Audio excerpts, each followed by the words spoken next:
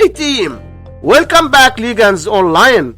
In this live session, 150 divided by 150, which equals 1, and 150 divided by 150 equals 1. Now we have this problem, 1 divided by 1, which equals 1. But this answer is not correct because according to the order of operations, we must do this division, then this division, and at last this division. So we have first this division, 150 divided by 150 equals 1. So we have 1 divided by 150 divided by 150, and we can write this part as 1 over 150 divided by 150. So